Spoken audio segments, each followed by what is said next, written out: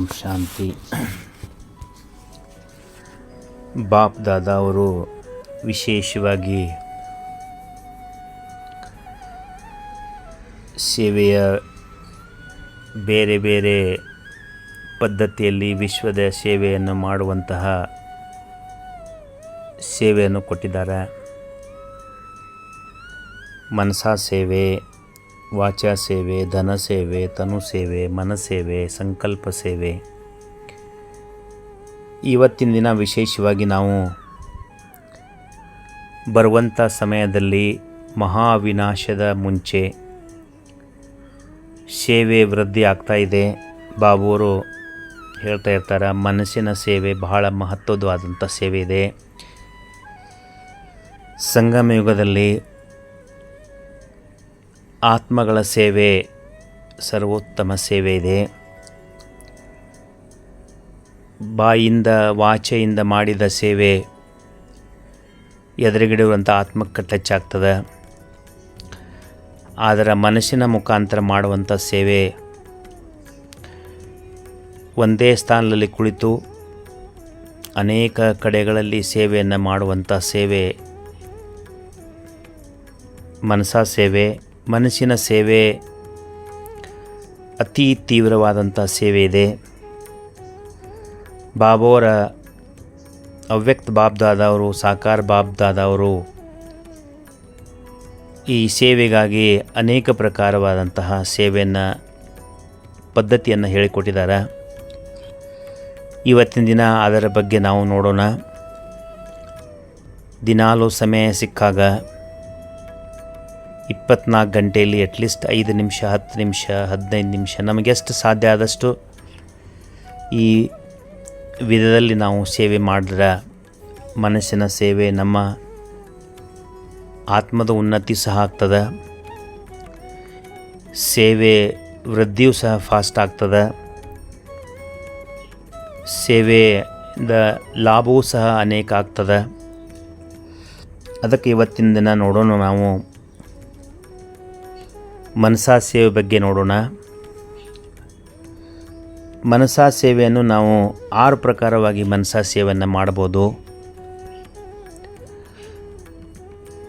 ಮೊದಲನೇದಾಗಿ ಅಂತಿಮ ಸಮಯದಲ್ಲಿ ಈ ಒಂದು ಹಾಹಾಕಾರ, ಅತಿ ಘೋರವಾದಂತಹ ದುಃಖದ ಸಮಯದಲ್ಲಿ ಈ ಸೇವೆ ಮಾಡುವಂಥ ಪದ್ಧತಿ ಮೊದಲನೇ ಪ್ರಕಾರವಾಗಿ ಅಂತರ್ಮನದಲ್ಲಿ ಅಂತರವಾದಂತಹ ಸೂಕ್ಷ್ಮವಾದಂತಹ ದೇಹದನ್ನು ಪಡೆದು, ವಾಹಕ ಅಂದ್ರೆ ಮನಸ್ಸು, ಸೂಕ್ಷ್ಮವಾದಂತಹ ದೇಹ ಪಡೆದು ಪರಿಸ್ಥಾ ಸ್ವರೂಪದಲ್ಲಿ ಕುಳಿತು, ಅಂದರೆ ಆಕಾಶದ ಮೇಲೆ ಸೂಕ್ಷ್ಮತನದಲ್ಲಿ ಹೋಗಿ, ಅಥವಾ ಒಂದು ಸೂಕ್ಷ್ಮ ವಿಮಾನದಲ್ಲಿ ಯಾವ ಪ್ರಕಾರವಾಗಿ ಇವತ್ತು ಒಂದು ಹೆಲಿಕಾಪ್ಟರ್ನಲ್ಲಿ ಹೂಗಳನ್ನು ತುಂಬಿ ಆ ಮೇಲಿಂದ ಹೂಗಳನ್ನು ತೆಗಡೆ ಯಾವ ಪ್ರಕಾರವಾಗಿ ಹರಡಿಸ್ತಾ ಇರ್ತಾರೆ, ಆ ಪ್ರಕಾರವಾಗಿ ಸೂಕ್ಷ್ಮವಾದಂತಹ ಪರಿಸ್ಥಾ ಲೈಟ್ ದೇಹವನ್ನು ತಗೊಂಡು ಈ 4 ಕಡೆ, ಜಗತ್ತಿನ 4 ಕಡೆ ಎಲ್ಲೆಲ್ಲಿ ಆತ್ಮಗಳು, ದುಃಖಿ ಆತ್ಮಗಳಿದ್ದಾರೆ, ಅಶಾಂತಿ ಆತ್ಮಗಳಿದ್ದಾರೆ, ಹೆಂಗೆ ಸೂಕ್ಷ್ಮವಾದಂತಹ ಲೈಟದ ಕಿರಣಗಳು ಹರಡ್ತಾ ಇದ್ದಾವೆ ನಮ್ಮ ಸೂಕ್ಷ್ಮ ದೇಹದಲ್ಲಿ, ಪರಿಸ್ಥಾ ಸ್ವರೂಪ ದೇಹದ ಅಲ್ಲಿಂದ ಮೇಲಿಂದ ಕಿರಣಗಳು ಹರಡ್ತಾ ಇದ್ದಾವೆ. ನಾವೆಲ್ಲರೂ ಇಷ್ಟ ದೇವತೆಗಳಾಗಿ, ಯಾವ ಭಕ್ತಿ ಮಾರ್ಗದಲ್ಲಿ ಭಕ್ತರು ದೇವತೆ ತಮ್ಮ ಇಷ್ಟ ದೇವತೆಗಳನ್ನು ಸಾಯಂಕಾಲ ಮತ್ತು ಬೆಳಗ್ಗೆ ಪೂಜೆ ಮಾಡ್ತಾರೆ, ಆ ಪ್ರಕಾರವಾಗಿ ಸಾಯಂಕಾಲ ಸಮಯ ಆಗಲಿ, ಬೆಳಗಿನ ಸಮಯ ಆಗಲಿ ಸೂಕ್ಷ್ಮವಾದಂಥ ದೇಹ ತಗೊಂಡು ಎಲ್ಲ ಕಡೆ ಹೋಗಿ ಆ ಶಾಂತಿಯ ಕಿರಣಗಳನ್ನು ಹರಡಿಸ್ತಾ ಇರೋದು ಇದು ಅಂತರ್ವಾಹಕ ಮನತ್ ಅಂತ ಹೇಳ್ತಾರೆ. ಮನಸ್ಸಿನಿಂದ ಅನೇಕ ಆತ್ಮಗಳಿಗೆ ಸುಖ, ಶಾಂತಿ, ಶಕ್ತಿ, ಪವಿತ್ರತೆ ಕಿರಣಗಳನ್ನು ಹರಡಿಸುವಂತಹ ಸೇವೆಗೆ ಮನಸಾ ಸೇವೆ ಅಂತಾರೆ. ಒಂದೇ ಸ್ಥಾನದಲ್ಲಿ ಸೂಕ್ಷ್ಮ ದೇಹವನ್ನು ತಗೊಂಡು ಆ ಸೂಕ್ಷ್ಮ ದೇಹ ಮುಖಾಂತರ ನಾವು ಇದನ್ನು ಮಾಡುವಂಥ ಸೇವೆಗೆ ಮನಸಾ ಸೇವೆ ಅಂತ ಹೇಳ್ತಾರೆ. ದಿನಾಲು ಒಂದು 5 ನಿಮಿಷ 10 ನಿಮಿಷ ನಮಗೆಷ್ಟು ಸಮಯ ಸಿಗ್ತದೆ ಅಷ್ಟು ಈ ಸೇವೆಯನ್ನು ನಾವು ಮಾಡೋದ್ರಿಂದ ಆತ್ಮಗಳ ಸೇವೆ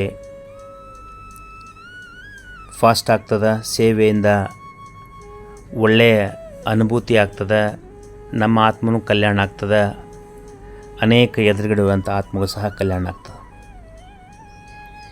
ಎರಡನೇ ಸೇವೆ ಮನಸಾ ಸೇವೆಯಲ್ಲಿ ಸಾಕಾರದಲ್ಲಿ ಯಾವ ಪ್ರಕಾರವಾಗಿ ಒಂದು ಬ್ರಹ್ಮಬಾಬವರು ಮಧುಬನದಲ್ಲಿದ್ದರು. ಬೆಳಗಿನ ಜಾವ ಅಮೃತ ವೇಳೆ 2 ಗಂಟೆ ಮತ್ತು 3 ಗಂಟೆಗೆ ಎದ್ದು ಕೂತ್ಕೊಂಡು ವಿಶೇಷವಾಗಿ ಯಾವುದೇ ಆತ್ಮಕ್ಕೆ ಒಂದು ಯೋಗದಾನ ಕೊಡಬೇಕಂದ್ರೆ ಸೂಕ್ಷ್ಮ ದೇಹವನ್ನು ತಗೊಂಡು ಅಲ್ಲಿ ಹೋಗಿ ಆ ಫೋಕಸ್ ಮಾಡಿ ಇದನ್ನು ಬ್ರಹ್ಮಬಾಬವರು ಮಾಡಿ ತೋರಿಸಿದರು. ಬ್ರಹ್ಮಬಾಬುವರ ಅಣ್ಣವರ ಮಗ ವಿಶ್ವಕಿಶೋರ್ ಬಾಬು ಅಂತಿದ್ದರು. ಬಾಂಬೆದಲ್ಲಿ ಅವರಿಗೆ ಒಂದು ಆಪರೇಷನ್ ಆಗಿತ್ತು. ಆ ಆಪರೇಷನ್ ನಂತರ ಅವರಿಗೆ ನಿದ್ದೆ ಬರಲಿಲ್ಲ ಸುಮಾರು ಸಮಯ. ಆವಾಗ ಬಾಬಾಗೆ ರಾತ್ರಿ ದಾದಿ ಹೇಳಿದರು ಹಿಂಗಂಥೇಳಿ. ಬಾಬುವರು ರಾತ್ರಿ 10 ಗಂಟೆಯಿಂದ ರಾತ್ರಿ ಎಲ್ಲ ಕೂತ್ಕೊಂಡು ಯೋಗ ಮಾಡಿ ಆ ಸಕಾಶವನ್ನು ಕೊಟ್ಟು ಕಳಿಸಿರು ವಿಶ್ವಕಿಶೋರ್ ಬಾಬು ಹತ್ರ. ಬೆಳಗಿನ ಜಾವ 5 ಗಂಟೆಗೆ ಬಾಬುವರು ಸಂತೃಪ್ತರಾಗಿ ಬ್ರಹ್ಮಬಾಬುವರದ ಯೋಗ ಶಕ್ತಿಯಿಂದ ನಿದ್ರಾ ಲೋಕದಲ್ಲಿ ಅನುಭವ ಮಾಡಿದರು. ಅವರಿಗೆ ಸಕಾಶ ಸಿಕ್ತು ಅಂತ ಹೇಳ್ತಾರೆ. ಆ ಪ್ರಕಾರವಾಗಿ ದಿನಾಲೂ ಸಾಯಂಕಾಲ ತಾವೆಲ್ಲರೂ ನಮ್ಮೆಲ್ಲರ ಅತಿ ಪ್ರಿಯ ಮಧುಬನ ಮಹಾಮನೆ ಮಧುಬನದಲ್ಲಿ ಬಂದು ಸಾಯಂಕಾಲ ಸಮಯದಲ್ಲಿ ತಮ್ಮ ಸೂಕ್ಷ್ಮ ಶರೀರವನ್ನು ಇಲ್ಲಿ ಕರ್ಕೊಂಡ್ಬಂದು ಬಾಬೂರ್ ಕುಟೀರದಲ್ಲಿ, ಬಾಬೂರ್ ರೂಮ್ನಲ್ಲಿ, ಬಾಬೂರ್ ಶಾಂತಿ ಸ್ತಂಭದಲ್ಲಿ ಅಥವಾ ಮಧುಬನದಲ್ಲಿ ಯಾವುದೇ ಒಂದು ಸ್ಥಾನದಲ್ಲಿ ಕೂತ್ಕೊಂಡು ಯಾವ ಆತ್ಮಗಳಿಗೆ ನಾವು ಒಂದು ಶಕ್ತಿಯನ್ನು ಕೊಡಬೇಕಾಗಿದೆ, ಒಂದು ಶಕ್ತಿ ಪ್ರದಾನ ಮಾಡಬೇಕಾಗಿದೆ. ಯಾವ ಪ್ರಕಾರವಾಗಿ ಲೌಕಿಕದಲ್ಲಿ ಎಕ್ಸ್ರೇ ಮಾಡ್ತಾರೆ, ಹೆಂಗೆ ಫೋಕಸ್ ಇರ್ತದೆ, ರೇಡಿಯೇಷನ್ ಕೊಡ್ತಾರೆ, ಅದು ಲೈಟ್ ಕಿರಣ ಹರಡ್ತವೆ, ಆ ರೋಗ ಮುಕ್ತ ಆಗ್ತದೆ. ಆ ಪ್ರಕಾರವಾಗಿ ನಾವು ಫೋಕಸ್ ಆಗಿ ಆ ಆತ್ಮಗಳಿಗೆ ಕೊಡಬೇಕು. ಆತ್ಮಗಳಿಗೆ ಫೋಕಸ್ ಆಗಿ ಲೈಟ್ದ ಅನುಭವ ಮತ್ತು ಮೈಟ್ದ ಅನುಭವ ಮಾಡಬೇಕು.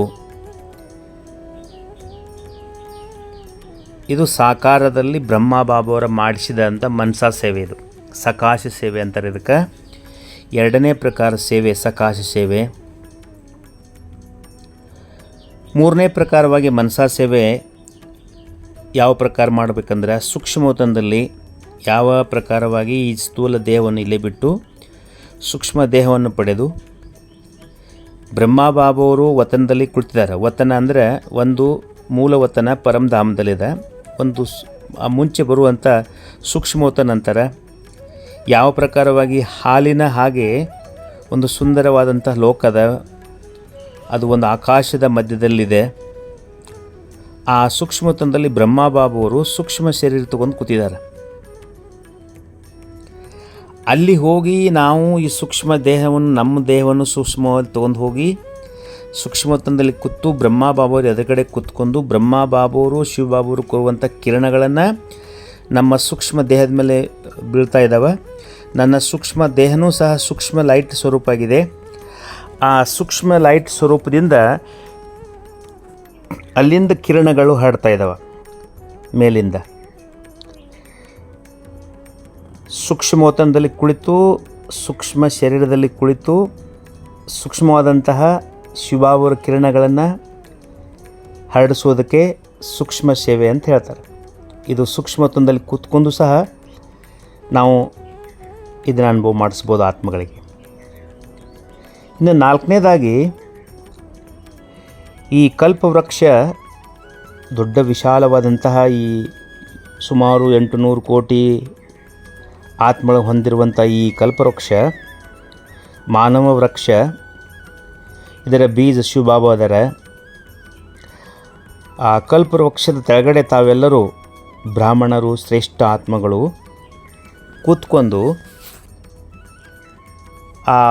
ಈ ಇಡೀ ಕಲ್ಪದ ವೃಕ್ಷಕ್ಕೆ ಒಂದೊಂದು ಎಲೆಗಳಿಗೆ ಆ ಎಲೆಗಳ ತನಕ ಹೋಗಿ ಶಾಂತಿಯ ಶಕ್ತಿಯನ್ನು ಮುಟ್ತಾ ಇದೆ.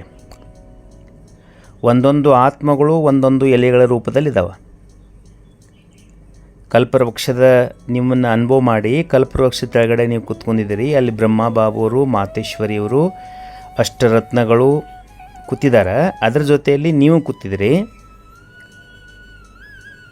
ಕಲ್ಪವೃಕ್ಷದ ಈ ಬೀಜದ ಏನು ಒಂದು ಬುಡ ಅದ, ಆ ಬುಡದಲ್ಲಿ ನೀವು ಕೂತಿದ್ದೀರಿ. ಕುಳಿತು ಇಲ್ಲಿಂದ ಜ್ಞಾನದ ಶಕ್ತಿಯ ಪವಿತ್ರತೆಯ ಕಿರಣಗಳು ಆ ನೀರಿನ ರೂಪದಲ್ಲಿ ಯಾವ ಪ್ರಕಾರವಾಗಿ ಗಿಡದ ಒಂದೊಂದು ಎಲೆಗೆ ಹೋಗಿ ಮುಟ್ತದಲ್ಲ, ಆ ಪ್ರಕಾರವಾಗಿ ನಾನು ಕಲ್ಪವೃಕ್ಷದ ಈ ಬುಡದಲ್ಲಿ ಕುಳಿತು ನಾನು ಈ ಕಲ್ಪವೃಕ್ಷದ ನಾನು ಆದಿ. ಯಾಕಂದರೆ ಬ್ರಹ್ಮ ಬಾಬುವ್ರ ಜೊತೆ ನಾವೆಲ್ಲ ಇದ್ದೀವಿ.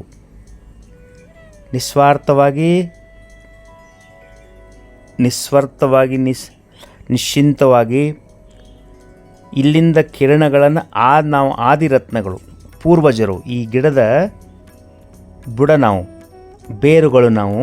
ಇಲ್ಲಿಂದ ನನ್ನಿಂದ ಶಾಂತಿಯ ಅಲ್ಲಿ ವೃಕ್ಷದ ಬೀಜ ಬಾಬೋರಿದ್ದಾರೆ, ಬಾಬೋರ್ ಕನೆಕ್ಟೆಡ್ ನಾನಿದ್ದೀನಿ. ಅಲ್ಲಿಂದ ಕಿರಣಗಳು, ಬಾಬೋರ್ಗಳು, ಜ್ಞಾನದ ಕಿರಣಗಳು, ಶಕ್ತಿಯ ಕಿರಣಗಳು ನನ್ನ ಆತ್ಮದ ಮೇಲೆ ಬಂದು ನನ್ನಿಂದ ಬಾಬೋರು ಈ ಪ್ರತಿಯೊಂದು ಈ ವೃಕ್ಷದ ಎಲೆವರೆಗೆ ನನ್ನ ಒಂದು ಶಕ್ತಿಯನ್ನು ಹರಡಿಸ್ತಾ ಇದ್ದೀನಿ. ಅನುಭವ ಮಾಡಿ, ನಾನು ಈ ವೃಕ್ಷದ ತನ ಇದ್ದೀನಿ, ಅಂದರೆ ಮೂಲ ಇದ್ದೀನಿ ನಾನು. ನನ್ನ ಜೊತೆ ಬಾಬೋರಿದ್ದಾರೆ. ಬಾಬೋರು ನನ್ನ ಮುಖಾಂತರ ಈ ಕಾರ್ಯವನ್ನು ಮಾಡಿಸ್ತಾ ಇದ್ದಾರೆ. ಈ ಪೂರ್ಣ ಕಲ್ಪವೃಕ್ಷ ಸಂಪನ್ನ ಆಗ್ತಾ ಇದೆ. ಸುಖ, ಶಾಂತಿ, ನೆಮ್ಮದಿಯಿಂದ ತುಂಬ್ಕೊತಾ ಇದೆ. ಇನ್ನು 4ನೇದು 5ನೇದು ಮನಸಾಸ್ಯವು ಯಾವ ಪ್ರಕಾರ ಮಾಡಬೇಕಂದ್ರೆ ಅಂತರ್ಮುಖದ ಗುಫದಲ್ಲಿ ಅಂತರವಾಗಿ ಏಕದಮ್ ಮನಸ್ಸಿನೊಳಗೆ ಆನಂದದ ಸ್ವರೂಪದಲ್ಲಿ ಆಳವಾಗಿ ಶಾಂತಿಯ ಅನುಭವ ಮಾಡಿ ಒಂದು ಕಡೆ ಕೂತ್ಕೊಂಡು ಗುಪ್ತವಾದಂತಹ ರೂಪದಲ್ಲಿ ಕೂತ್ಕೊಂಡು ಗುಹೆಯಲ್ಲಿ ಕುಳಿತು ಯಾವುದೂ ಹೊರಗಿನ ಮಾತುಗಳು, ವಿಚಾರಗಳು, ಜ್ಞಾನ ಇಲ್ಲ, ಯಾವುದೇ ಪ್ರಕಾರದಿಲ್ಲ. ಕೇವಲ ನಾನು ಆತ್ಮ ಅಂತರ್ಮುಖದಲ್ಲಿ ಸ್ವರೂಪದಲ್ಲಿ ನಾನು ಆತ್ಮಸ್ವರೂಪಿಯಾಗಿ ಕುಳಿತಿದ್ದೇನೆ. ಗುಫದಲ್ಲಿ ಕುಳಿತಿದ್ದೇನೆ, ಶಾಂತಿಯ ಗುಫ ಕುಳಿತು ಈ ನನ್ನ ಇಂದ್ರಿಯಗಳದಾವಲ್ಲ, 5 ಇಂದ್ರಿಯಗಳು, ಸೂಕ್ಷ್ಮವಾದಂಥ 3 ಇಂದ್ರಿಯಗಳು, 8 ಇಂದ್ರಿಯಗಳನ್ನು ಕಂಟ್ರೋಲ್ದಲ್ಲಿ ಇಟ್ಟುಕೊಂಡು ಕಂಪ್ಲೀಟಾಗಿ ಸಣ್ಣ ಮಗುವಾಗಿ ಯಾವ ಪ್ರಕಾರವಾಗಿ ಎಲ್ಲ ಇಂದ್ರಿಯಗಳನ್ನು ವಶ ಮಾಡಿಕೊಂಡು ಶುದ್ಧ ಮನಸ್ಸಿನಿಂದ ಯಾವುದೇ ಪ್ರಕಾರ ಮನಸ್ಸಿನಲ್ಲಿ ಗೊಂದಲ ಇಲ್ಲ, ಯಾವುದೇ ವಿಚಾರಗಳಿಲ್ಲ.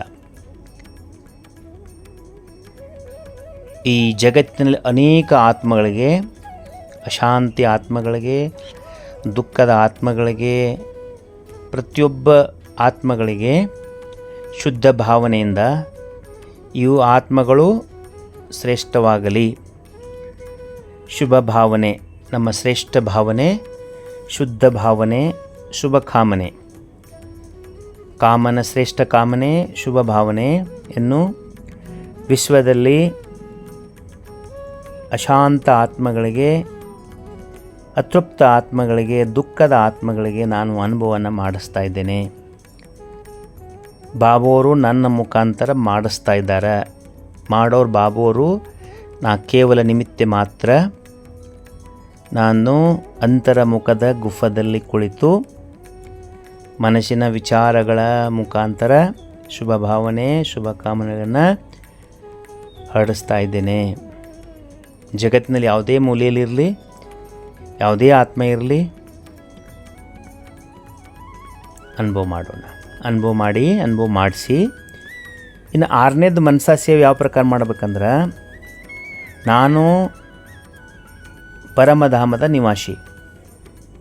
ಯಾಕಂದ್ರೆ ನಮ್ಮೆಲ್ಲರ ಮನೆ ಪರಮಧಾಮದ ಮೂಲ ಮನೆ, ಪರಮಧಾಮ, ಮುಕ್ತಿಧಾಮ,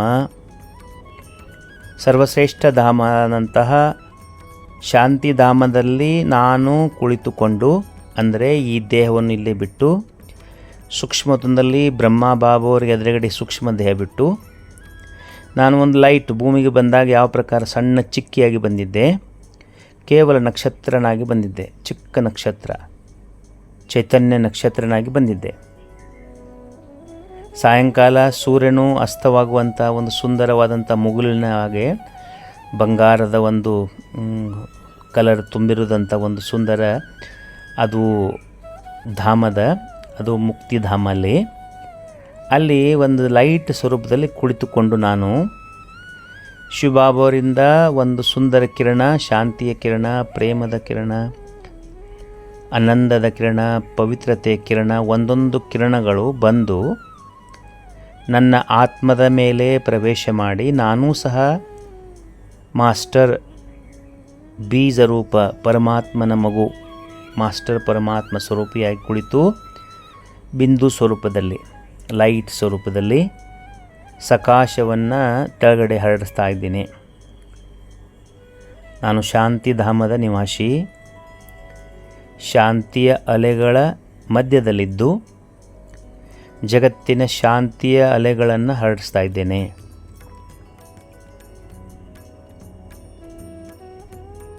ಬಾಬಾ, ನಿನಗೆ ನನ್ನ ಕೋಟಿ ಕೋಟಿ ಧನ್ಯವಾದಗಳು. ನಾನು ಆತ್ಮ ನಿನ್ನ ಮಗುವಾಗಿ, ನಿನ್ನ ಹೃದಯದ ಒಂದು ಸಿಂಹಾಸನ ಅಧಿಕಾರಿಯಾಗಿ ನಾನು ಆತ್ಮ. ಈ ಸೇವೆಯನ್ನು ನೀನು ನನಗೆ ಕೊಟ್ಟಿದ್ದಿ ತಂದೆ.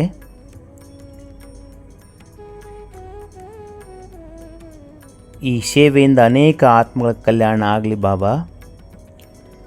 ನಾನು ಪರಿಸ್ಥಾ ಸ್ವರೂಪಿ, ನಾನು ಅಂತರಮನದಿಂದ ಅಂತರ್ವಾಹಕ ಶರೀರದಲ್ಲಿದ್ದು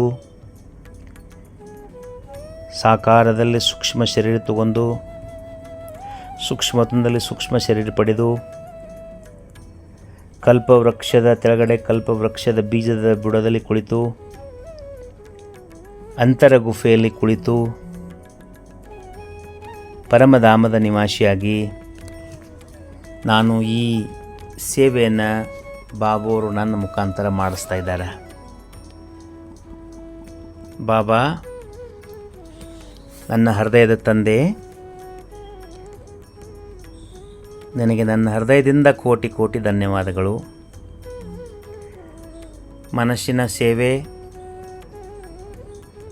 ಜಗತ್ತಿನ ಕಲ್ಯಾಣಕ್ಕಾಗಿ ನೀನು ಕಲಿಸಿಕೊಟ್ಟವನ್ನ ಮಾತುಗಳಿಂದ ನಾನು ಅನೇಕ ಆತ್ಮಗಳಿಗೆ ಸೇವೆಯನ್ನು ಸಲ್ಲಿಸ್ತಾ ಇದ್ದೀನಿ ಬಾಬಾ. ಈ ಪ್ರಕಾರವಾಗಿ ದಿನಾಲೂ ಸಮಯ ಸಿಕ್ಕಾಗ ಮನಸ್ಸಿನ ಸೇವೆಯನ್ನು ಮಾಡಬೇಕು. ಸಮಯ ಹೋಗ್ತಾ ಇದೆ. ಸಂಗಮ ಯುಗದಲ್ಲಿ 91 ವರ್ಷ ಮುಗಿತು. ಆದರೆ ಸಂಗಮ ಯುಗದಲ್ಲಿ ಮನಸ್ಸಿನ ಸೇವೆಯನ್ನು ವೃದ್ಧಿ ಮಾಡ್ತಾ ಹೋಗ್ತಾದಾಗ ದಿನಾಲೂ ಅಟ್ಲೀಸ್ಟ್ ಒಂದು 5 ನಿಮಿಷ 10 ನಿಮಿಷ ಈ 6 ಪ್ರಕಾರದ ಸೇವೆಯನ್ನು ಮನಸ್ಸಿನಿಂದ ಮಾಡುವಂಥ ಸೇವೆಗೆ ಮನಸಾ ಸೇವೆ ಅಂತ ಹೇಳ್ತಾರೆ. ಮನಸ್ಸು ನಿಶ್ಚಲವಾಗಿ, ನಿಶ್ಚಿಂತವಾಗಿ, ನಿಸ್ವಾರ್ಥವಾಗಿ ಆನಂದದ ಸ್ಥಳದಲ್ಲಿ ಕೂತ್ಕೊಂಡು ಸೇವೆ ಬಾಬೋರ್ ನನ್ನ ಮುಖಾಂತರ ಮಾಡಿಸ್ತಾ ಇದ್ದಾರೆ. ನಿಮಿತ್ತ ಭಾವದಿಂದ ಸೂಕ್ಷ್ಮವಾದಂತಹ ಒಂದು ಈ ಸೇವೆಯನ್ನು ದಿನಾಲೂ ಮಾಡಿ ಅನೇಕ ಆತ್ಮಗಳ ಕಲ್ಯಾಣ ಮಾಡುವಂತಹ ಭಾಗ್ಯವನ್ನು ಬಾಬಾ ನನಗೆ ಕೊಟ್ಟಿದ್ದಾರೆ. ಬಾಬಾ, ನಿನಗೆ ನನ್ನ ಹೃದಯದಿಂದ ಕೋಟಿ ಕೋಟಿ ನಮನಗಳು, ನಮನಗಳು, ನಮನಗಳು. ಓಂ ಶಾಂತಿ ಬಾಬಾ. ಓಂ ಶಾಂತಿ. ಓಂ ಶಾಂತಿ.